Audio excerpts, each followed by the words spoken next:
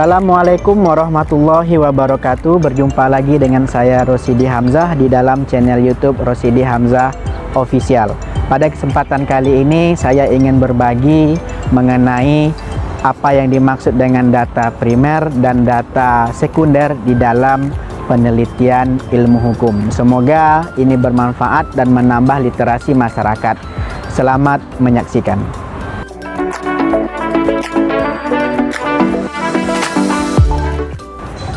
Data di dalam suatu penelitian memiliki peranan yang sangat penting karena hasil dari suatu penelitian itu tergantung dari data-data yang disajikan dan dianalisa oleh peneliti di dalam penelitian tersebut. Data ini berasal dari bahasa Latin yang dalam bahasa Latin ini disebut dengan datum. Jadi datum ini merupakan tunggal dan jamak dari datum merupakan data. Jadi karena data ini sudah lebih daripada satu, maka kita tidak perlu menyebutnya dengan kata data-data, cukup dengan menyebutnya data. Sebab data merupakan jamak dari kata datum. Data di dalam suatu penelitian ini harus diperoleh dengan cara yang benar dan dianalisis dengan cara yang benar, supaya hasil dari penelitian kita itu bisa dipertanggungjawabkan secara ilmiah. Karena ukuran kebenaran salah satunya adalah dengan keilmiahan suatu proses penelitian. Di dalam penelitian ada yang disebut dengan data primer. Data primer merupakan data yang didapatkan langsung dari sumber utama. Maka inilah yang disebut dengan data primer. Yang mana untuk mendapatkan data primer ini kita biasanya melakukan wawancara, melakukan penyebaran kuesioner, melakukan observasi, dan melakukan kegiatan-kegiatan lainnya untuk mendapatkan data primer tersebut. Jadi pada intinya data primer itu belum tersedia, tetapi kitalah yang mencari data tersebut langsung ke lapangan untuk mendapatkan data-data tersebut. Sebagai contoh, apabila judul penelitian kita berkenaan dengan tingkat pemahaman masyarakat di dalam Undang-Undang Cipta Kerja, maka kita harus melakukan turun ke lapangan dengan mewawancarai masyarakat yang akan kita teliti tersebut. Maka dari hasil wawancara-wawancara tadi, maka kita nanti bisa menyimpulkan berapa persen masyarakat yang paham dan berapa persen masyarakat yang tidak paham. Apabila masyarakatnya 50% lebih itu memahami Undang-Undang Cipta Kerja, maka kita bisa menegakkan suatu kesimpulan bahwasanya masyarakat paham terhadap Undang-Undang Cipta Kerja. Maka untuk mendapatkan data tersebut, maka kita harus turun ke lapangan, baik melakukan wawancara, baik itu melakukan penyebaran kuesioner, atau melakukan observasi terhadap objek penelitian yang akan kita teliti. Maka inilah yang disebut dengan data primer. Jadi data primer ini langsung kita dapatkan dari sumber aslinya.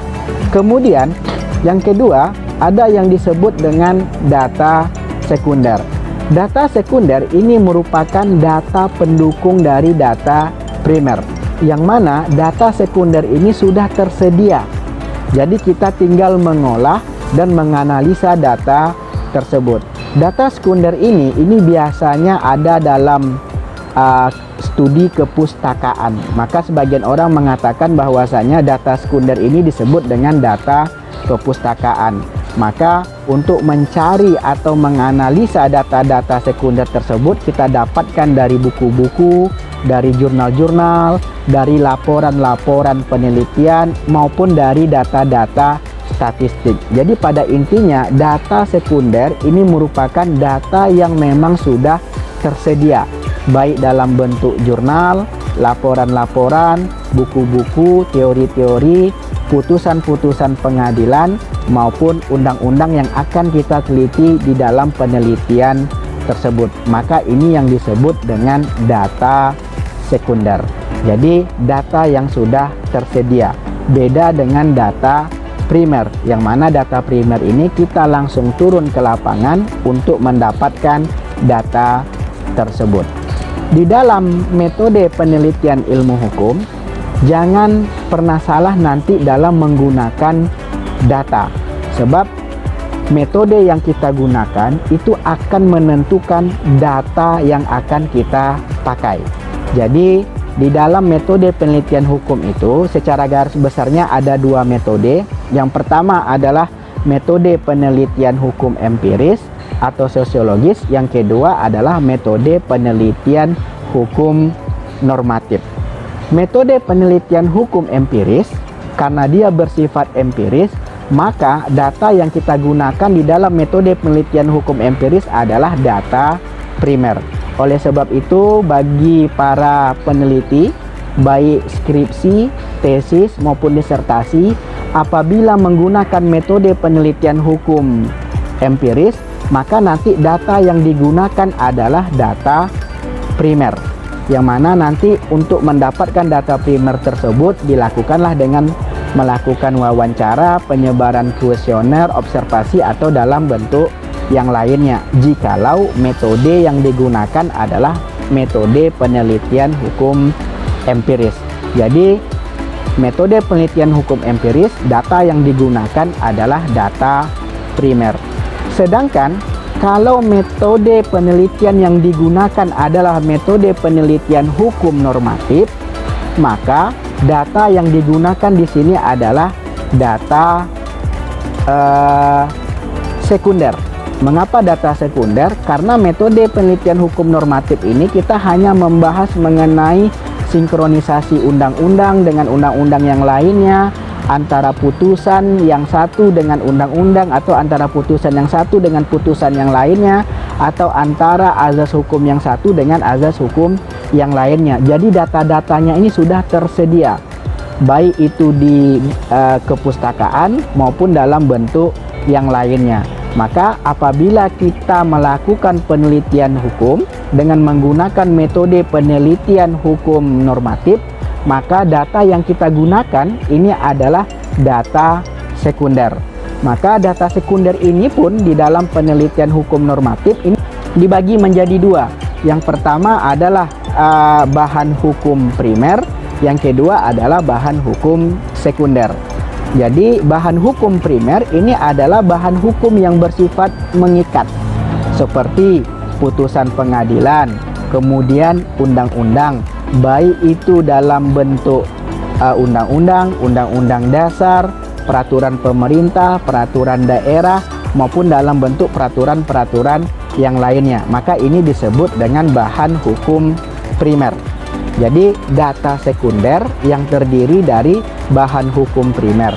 Yang kedua yang disebut dengan bahan hukum sekunder, yang mana bahan hukum sekunder ini terdiri dari bahan-bahan hukum yang tidak mengikat, seperti buku-buku, kemudian jurnal-jurnal, kemudian laporan-laporan seperti laporan statistik mengenai masyarakat atau kondisi masyarakat maupun dalam bentuk yang lainnya. Maka inilah yang digunakan di dalam penelitian hukum normatif. Jadi sekali lagi saya pertegas, apabila kita menggunakan penelitian hukum dengan menggunakan metode penelitian hukum normatif, maka data yang kita gunakan adalah data sekunder yang terdiri dari bahan hukum primer dan bahan hukum sekunder.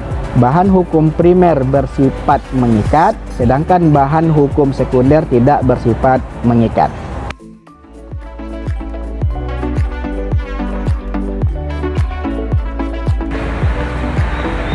Demikian materi singkat mengenai penggunaan data primer dan data sekunder di dalam penelitian hukum. Mudah-mudahan bermanfaat bagi mahasiswa Fakultas Hukum yang sedang melakukan penelitian. Jadi kalau metode penelitiannya adalah metode penelitian hukum empiris, data yang digunakan adalah data primer dan data sekunder. Sedangkan kalau metode penelitian yang digunakan adalah metode penelitian hukum normatif, maka data yang digunakan adalah data sekunder yang terdiri dari bahan hukum primer dan bahan hukum sekunder. Demikian, semoga bermanfaat. Saya tutup. Assalamualaikum warahmatullahi wabarakatuh.